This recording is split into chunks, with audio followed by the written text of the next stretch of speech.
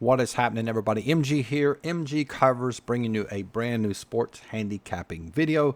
Title of this video: Mastering MLB Handicapping, a step-by-step guide for objective and situational analysis from start to finish. This is a very educational video. We're going to handicap one game from Major League Baseball for today from beginning to end. You can apply a lot of these concepts to other sports. Before we dive into that, if this is your first time watching one of my videos, greatly appreciate you subscribing to the channel. Ton of content on the page. If you want to learn the unadulterated truth about sports handicapping, simply watching these videos on my channel, subscribing, you will get better at handicapping. If you follow me on social media, give out a ton of content on there as well. The screen name is MG Covers, Covers spelled with a Z. If you look in the link in the description box, you'll be able to click that and simply follow me there. All right, let's dive into this. Super excited to do this. We're going to take a look at this Detroit-Cleveland game. Now, there's two parts to handicapping, and this is more of the traditional way to handicap. Number one is the objective part. What the objective part is basically your model. What is your line for that game? I'm not going to talk about how I actually calculate that, but this is my line for the game. We have Detroit at plus 210, plus 110, and we have Cleveland at plus 120. So we have both these teams as a dog, and you take a look at the line. The line is Detroit plus 165, Cleveland minus 195. So we have value with Detroit. So this is what we call the objective, because this is 100% driven by stats, and that's the way a model should be. The model should be 100% statistically based to take any kind of bias. We don't hypothetically or arbitrarily come up with a line. We use statistics that correlate to winning to calculate that line. That's part one. That's the objective side. The subjective side is we analyze things like form. We take a look at maybe relief pitching, starting pitching. Even though it's somewhat related to stats, I still classify that as situationally handicapping or subjective handicapping. For example, you have Detroit 1, 2, 3, 4, 5, 6. They've won 6 out of the last 10. How much do we factor that into the handicapping? That's why it's subjective. And Cleveland has won 5 out of the last 10, 2 of their last 3.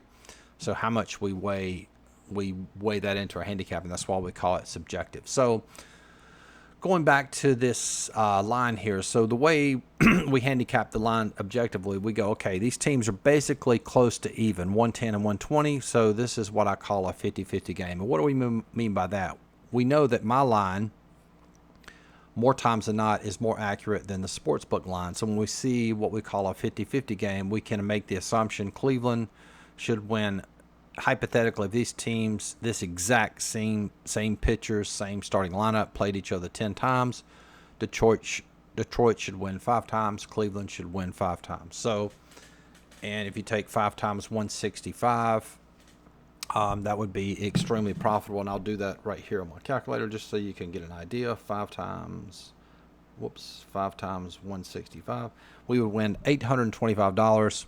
Based on a $100 wager minus the 500 losses, we would win about $325, and that's what we call expected value. So anyway, so there's value in Detroit, and how I would handicap this game, it's basically either Detroit is a play or it's a no play. Okay, so first question you ask, why is the line minus 195? Now we're going to get into what we call the situational handicapping. The objective handicapping is done. That's the line.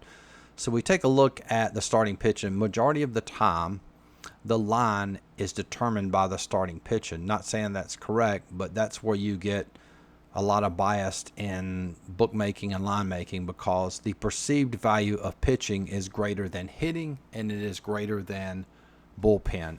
However, that's only 1/3 of the part of a game, meaning you have starting pitching, you have hitting, you have bullpen.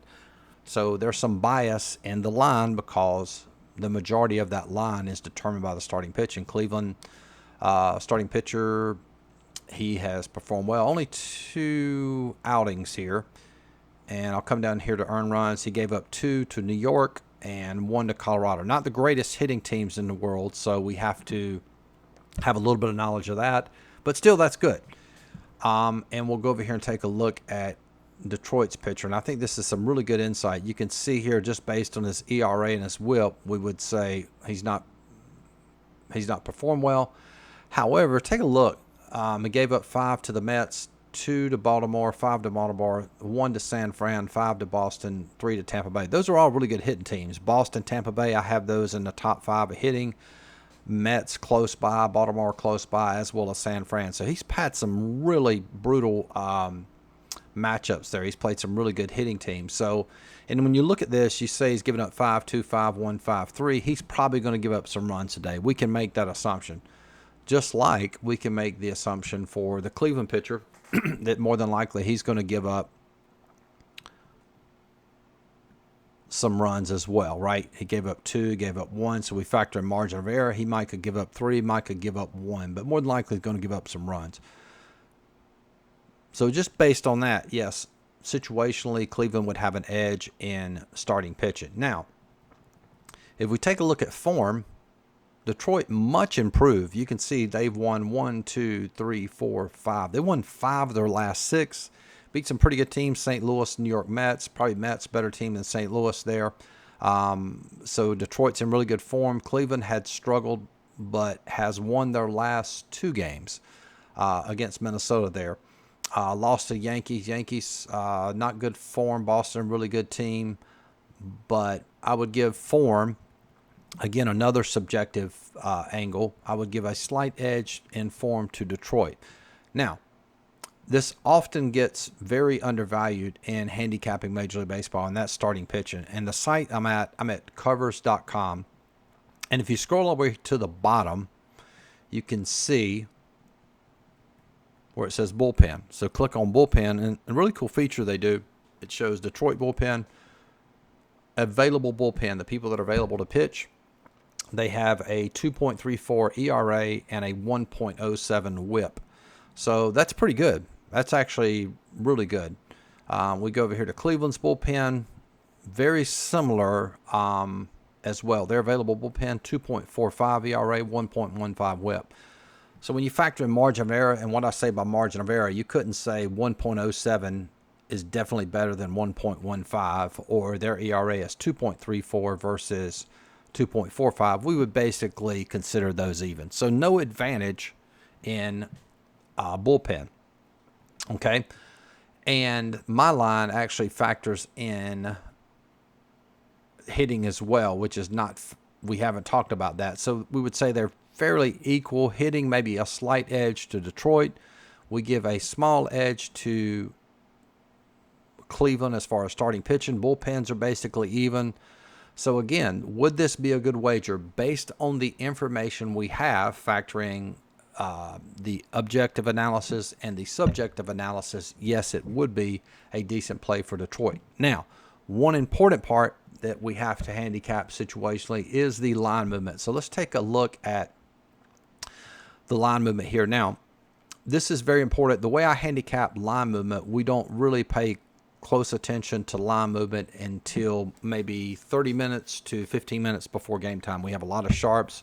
I've made a ton of videos on this, how to distinguish between public line move and sharp line move. However, if we look here, this line is currently plus 178. It's about 3 hours before this game starts, and you can see here this morning this line was plus 162. It actually opened at, let's see here, last night plus, well, actually the night before around 173. It went all the way down to 162. Now it has gone all the way up to plus 178. Made a video a couple weeks ago. We're talking about the majority of time the line movement is motivated by pitching, especially this early line movement you can see. And obviously we showed you why a lot of the public is reacting to the starting pitching. Again, that's only 1/3 of the game, so we don't put a lot of stock into this line movement yet. However, if we were going to play Detroit, meaning pull the trigger, we would want to see this line movement here at plus 178 moving in our favor. Maybe 30 minutes before the game, this game goes from plus 178 all the way down to, say, like plus 170, maybe plus 168. If it was to move into, say, plus 180s, based on that information, it would probably be a no play. So just a quick review.